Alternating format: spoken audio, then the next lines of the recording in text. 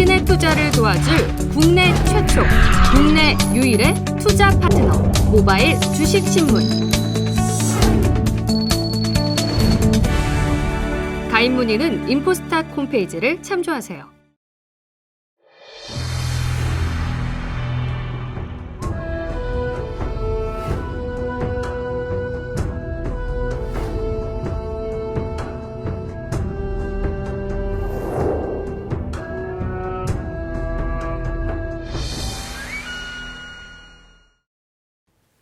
시청자 여러분 안녕하십니까? 한국 경제를 이끌고 있는 대기업 CEO들의 1000명이 무엇인지, 또 어떤 선택을 하는 것이 바람직할지 명리학을 통해서 풀어보는 시간, 기업내일의 진행을 맡은 박명석입니다. 자, 오늘도 기업내일 함께할 조규문 박사님 소개드리겠습니다. 안녕하십니까? 네, 조규문입니다. 맹자는 운명을 아는 사람은 무너지는 돌담 밑에 서 있지 않는다고 말했습니다. 오늘도 기업 내일에 대해서 시크릿한 명리학으로 재밌게 풀어드리겠습니다.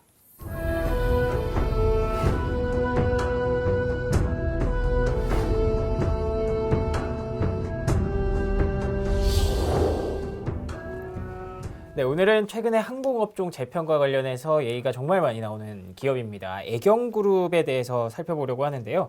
애경그룹 하면 화학업종으로 아시는 분도 있을 것 같고 화장품 업종으로 알려져 있는 경우도 많은데, 최근에 사실 제주항공의 공격적인 M&A 시도로 인해서 항공업과 관련한 얘기가 훨씬 더 자주 나오고 있는 것이 사실입니다. 자, 우선 역사를 먼저 살펴보도록 할게요. 돌아가신 최몽인 사장이 애경유지공업으로 출발을 했는데 실제로 기업을 키운 것은 아내인 장영신 회장으로 더 알려져 있죠. 지금은 사실 일선에서 물러나기는 했지만 이 장영신 회장의 사주 명리학적 해석은 어떻게 할 수 있을까요? 예, 일부 명리학자들에게 알려진 장영신 회장의 태어난 생년, 생월, 생일, 생시, 네. 이 사주 명리를 분석해 보면 가을 점심 무렵에 아주 힘차게 흘러가는 큰 강물의 기운을 갖고 태어났습니다. 그리고 이 몸은 비록 여성이지만 사주의 구성과 형태는 이 대장부적인 기질로 되어 있거든요. 예. 그래서 이런 경우 여성이기 때문에 여장부라고 우리가 할 수 있죠.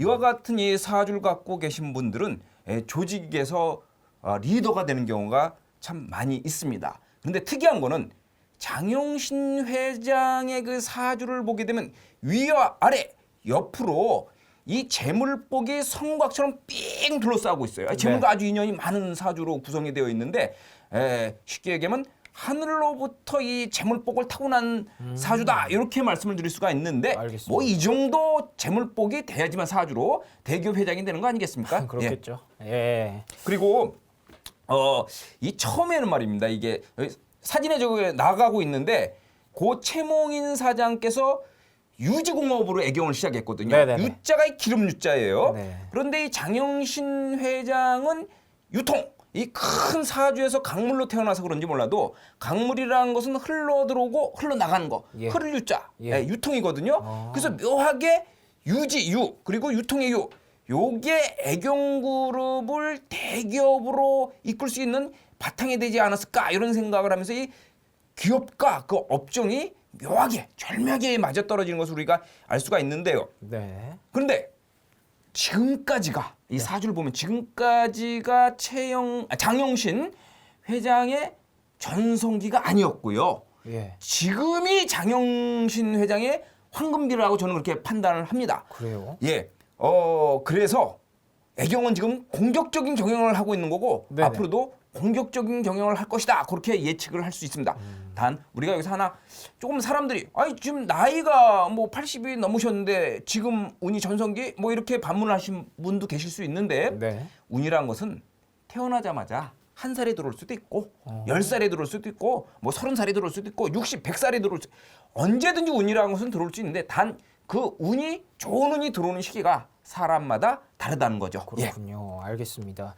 제가 듣기로는 대운이 들어온다, 그런 얘기도 있던데 지금이 약간 그런 타이밍이라고 봐도 되나요? 예, 장영신 회장은 그동안도 워낙 재물복이 좋아서 좋았지만 예. 지금 나이가 80이 넘었지만 지금 황금기라고 저는 이제 판단이 되는 거죠. 알겠습니다.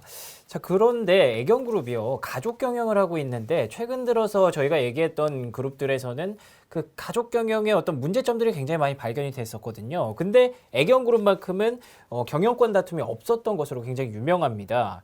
자, 그러면 현재 경영진에 대한 성명 그리고 또 관상학적으로 봤을 때는 어떤가요?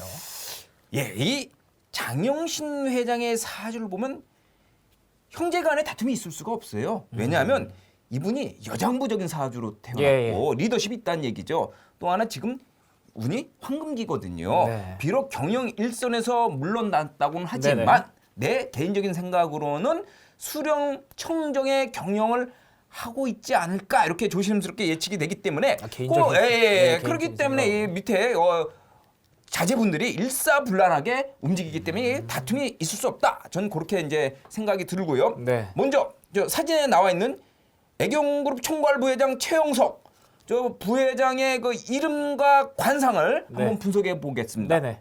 일단 먼저 이름풀이 최형석 한글 창제 원리가 된 오행을 바탕으로 해서 성명학적인 분석을 들어가 보면 성체와 이름 형석이 서로 상생으로 되어 있습니다. 이름이 상생으로 되어 있다는 것은 좋은 이름이란 뜻입니다.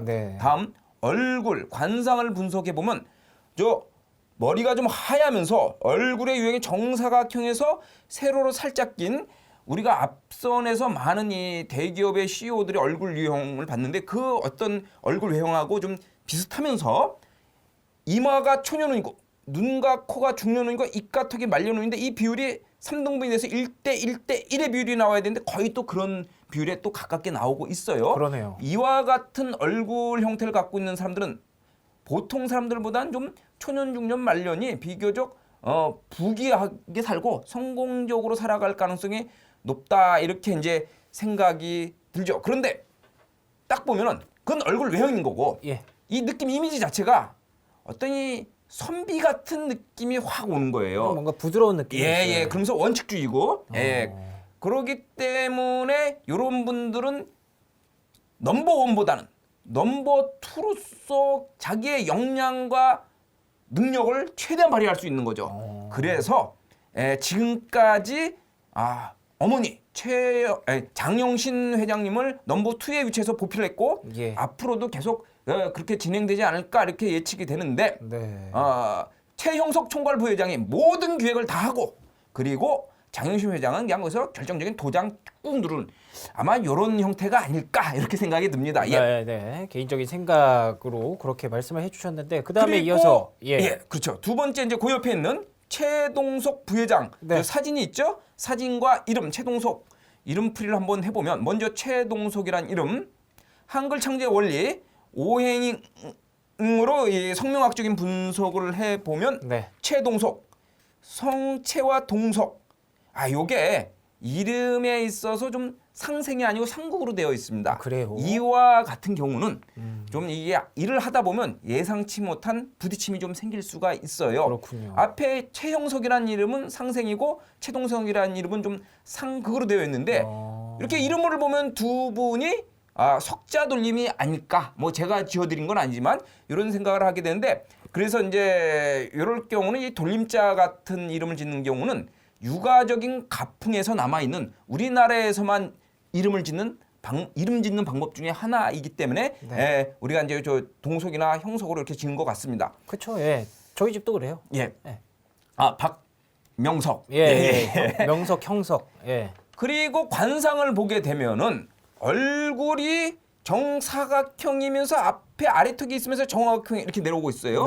그러면서 양볼과 아래턱에 살이 퉁퉁하게 붙어 있어요. 이와 같은 얼굴 외형은 좀 이 밀어붙이는 유형들이 좀 많이 있습니다.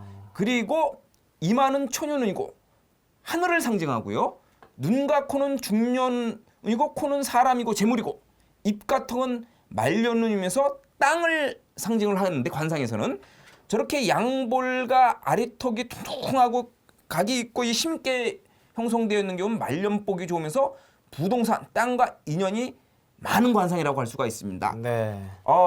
그렇다면은 최형석이나 최동석이 두 부회장의 관상학적으로 이분들의 직업과 직책과 업종을 봤을 때는 업무, 직책과 업무를 봤을 때는 잘 맡고 있다 이렇게 판단이 드는 거죠. 예. 알겠습니다.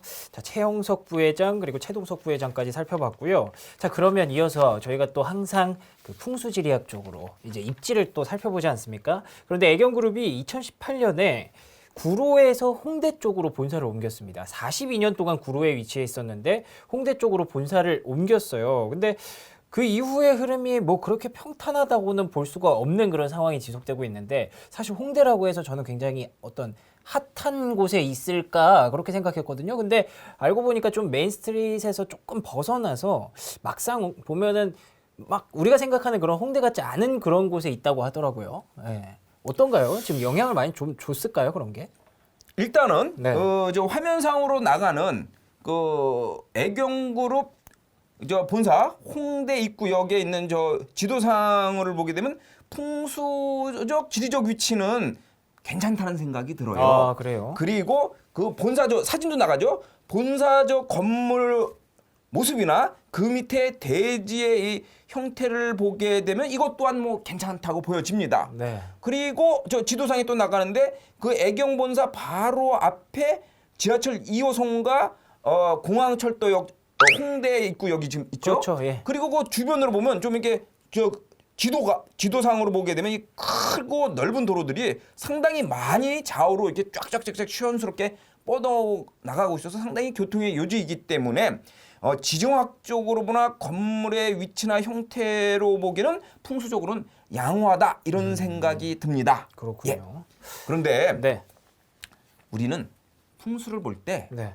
어떤 땅의 위치나 모양만을 생각하는 경우가 많거든요. 네. 근데 그렇지가 않습니다. 아, 그래요? 이 땅의 위치나 모양은 그 기본으로 들어가는 거고요. 네. 건물의 형태나 인테리어도 중요한 거고. 또 맞아요. 그 건물의 건물주의 사주도 굉장히 중요합니다. 지난주에 왜 NC 소프트 얘기하면서 거기가 좀 이렇게 비대칭 그런 게 약간 불안해 보일 수 있다. 그런 그럴 얘기도 수 있죠. 해주셨거든요. 근데 여기는 그런 거는 아니에요. 건물 예. 형태는 좋아요. 그리고 밑에 대지, 건물을 바치고 있는 대지도 비교적 잘 형성이 되어 있거든요. 네. 그런데 그 어쨌든 그 풍수적인 지리적인 위치나 또는 건물의 형태나 인테리어 또 건물의 건물주의 사주 이런 여러 가지 것들을 종합적으로 땅에 대입을 해서 풍수적인 판단을 내려야 하는 겁니다. 네. 여기서 장영신 회장의 사주를 풀이해보면 예. 그러니까 그 홍대 입구로 본사 사고로 옮긴 2018년도에 보면 네. 사주의 흐름에 있어서 큰 변화가 생깁니다. 이렇게 사주의 흐름에서 큰 변화가 생길 때 인생에 있어서도 역시 큰 변화가 들어오게 돼요. 그래서 구로에서 지금 홍대 입구로 북진한 것이 아닌가 이런 생각이 드는데 예. 장영신 회장의 사주와 그 풍수적인 것을 고려해서 분석을 해보면 네. 지금 강 북쪽에 있는 마포구 홍대 입구역에 있는 입지보다는. 애경 본사 그룹의 위치보다는 네. 옛 강 남쪽에 있는 구로구에 있었던 그 옛 애경 본사의 위치가 풍수적으로는 좀 더 잘 맞았다는 게 제 개인적인 생각인데 그런데 지금 저쪽으로 옮겼거든요. 예. 이렇게 옮겨가게 될 때는 그 일정 동안 그 적응하는 기간이 필요합니다. 그래서 몇 년 동안은 적응의 시간이 걸릴 것이다라는 게 제 예상입니다. 예. 알겠습니다. 뭐 어느 기업이든지 뭐 사람도 똑같습니다. 어느 정도 적응 기간은 필요하기 때문에 지금 현재 애경그룹이 좀 그런 상황에 놓여 있는 것 같다라고 말씀해 주셨고요. 자, 이어서 이런 와중에 애경이 올 상반기에 사장단 인사를 발표를 하면서 5개 그룹사의 수장들을 다 교체를 합니다. 과연 이 상황은 어떻게 보시는지요? 적절한 인사 이동이었다라는 평가 내릴 수 있을까요? 예, 이석주 대표와 임재영 부사장의 사진 속에 나타나 있는 얼굴을 보고서 관상학적인 분석을 해보면 두 분 다 좀 범상치 않은 얼굴 외형을 갖고 있어요. 뭐 그렇다고 뭐 이게 좀 무섭거나 뭐 믿거나 그런 얼굴은 아니고요. 예. 조금 독특하면서도 굉장히 힘이 있고 능력이 있는 그런 얼굴 외형들을 갖고 있어요. 네. 관상학적으로 이런 얼굴들을 고괴지상이라고 표현할 수도 있을 것 같습니다. 이 고괴지상. 고괴지상이라는 것은 예. 평상시보다는 어려울 때 네. 난시에 그 능력을 훨씬 더 잘 발휘할 수 있는 사람들입니다. 그래서 애경 앞으로 이 몇 년 동안 이 두 사람의 활동을 한번 눈여겨서 지켜볼 필요가 있을 것 같습니다. 알겠습니다. 인사이동도 그러면 뭐 적절했다라고 일단은 지금 듣기로는 그렇게 느껴지는데 몇 년 동안 좀 더 지켜봐야 될 것 같습니다. 자, 그 몇 년 동안 지켜보는 와중에 저희가 가장 좀 주의 깊게 보는 부분이 앞서 오프닝 때도 말씀드렸지만 이 항공업종입니다. 국내 LCC 1위 업체인 제주항공을 이미 보유하고 있고요. 그 제주항공이 최근에 뭐 이스타항공을 인수한다라는 얘기가 나왔다가 뭐 조금 시간이 걸릴 수도 있을 것 같다 이렇게 막 좀 혼란스러운 그런 상황이 있는데 최근에 또 사령탑을 또 교체를 했어요. 제주항공 쪽에 아시아나 출신의 새 사장이 들어왔고요. 그러고 이제 제주항공의 현재 그 위치가 제주도에 자리 잡고 있기 때문에 제주항공이지 않습니까? 이런 부분들을 다 고려해 봤을 때 앞으로 어떻게 좀 확실하게 항공업종에서 구축을 할 수 있을지 어떻게 보십니까? 그 질문에 대해서 크게 세 가지로 제가 예. 정리를 해서 답을 드리겠습니다. 아, 예, 알겠습니다. 어제 화면에 나가고 있는 김입의 부사장의 네. 얼굴을 관상학적으로 한번 분석을 해보겠습니다.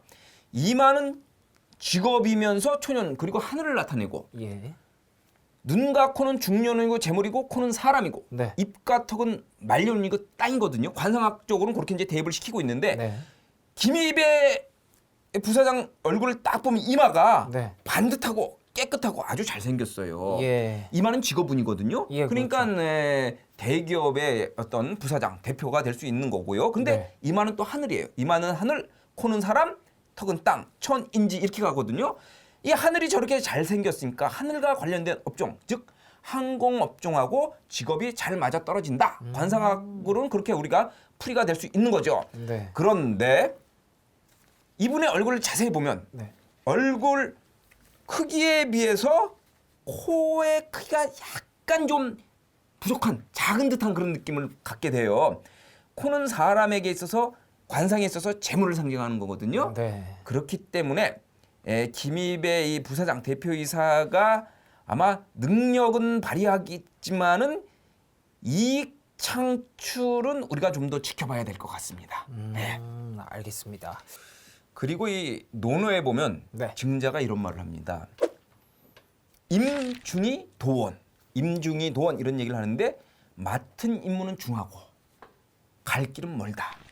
아마도 지금 김입의 부사장의 지금의 어떤 상황과 딱 맞아떨어지는 말이 아닌가 그렇게 생각이 듭니다.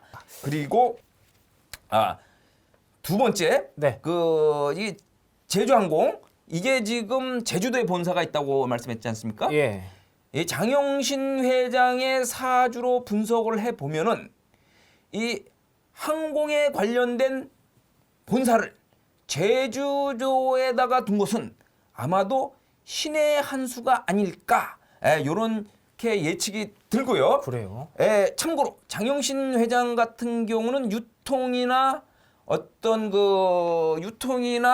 운송 이런 것도 괜찮지만 네.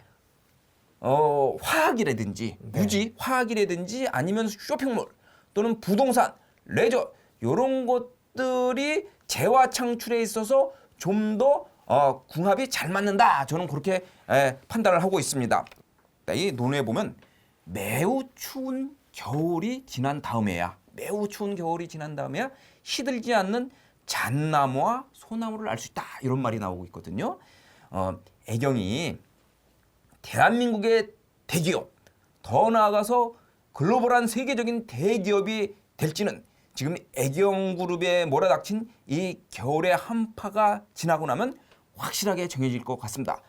더 나아가서 애경그룹을 포함해서 대한민국의 모든 그 기업을 하시는 분들이 코로나19의 위기와 그리고 이 기업에 불어닥친 겨울의 이 한파를 힘차게 이겨내면서 훌륭한 승리자가 될 거라고 저는 굳게 믿고 그리고 격하게 응원을 합니다. 예. 네, 여기까지. 감사합니다. 자, 오늘도 조계몬 박사와 함께 기업 내일 오늘은 애경 산업에 대해서 애경 그룹에 대해서 얘기를 나눠봤습니다. 최근에 말씀하신 대로 정말 한파가 몰아닥쳤다라는 말이 딱 맞을 정도로 항공업황이 굉장히 안 좋습니다. 코로나19로 인해서 뭐 국내에서도 뭐 이렇게 왕래가 좀 뜸해졌기 때문에 이런 부분들이 항공업종에 바로 직접적인 타격으로 오고 있는데 이렇게 이스타항공을 인수를 해서 좀 세를 확장하려고 했으나 그 부분도 또 지금 녹록치 않다라는 얘기들이 나오면서 이게 좀 제동이 걸리는 것이 아니냐, 투자자분들께서도 굉장히 좀 답답해하시고 그러실 수 있는 그런 부분인 것 같습니다. 그렇기 때문에 비교적 확실한 방향성을 좀 보여줘야 할 것 같다는 생각이 들고요. 자, 아시는 것처럼 기업 내일은 저희는 100%를 추구하는 것이 아니고요. 운명을 예언하는 프로그램도 아니며 명리학 관점에서 각 기업과 기업이 나아갈 수 있는 길에 대해서 제시를 드릴 뿐이라는 점 기억을 해주시면 좋겠습니다. 자, 저희는 그러면 또 다음 시간에 또 유익한 내용들 포함해서 찾아오도록 하고요. 다음 시간에 다시 인사드리겠습니다. 고맙습니다.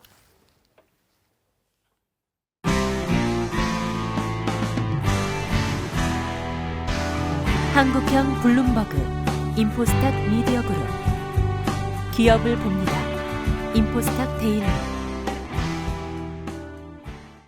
당신의 투자를 도와줄 국내 최초, 국내 유일의 투자 파트너, 모바일 주식신문. 가입 문의는 인포스탁 홈페이지를 참조하세요.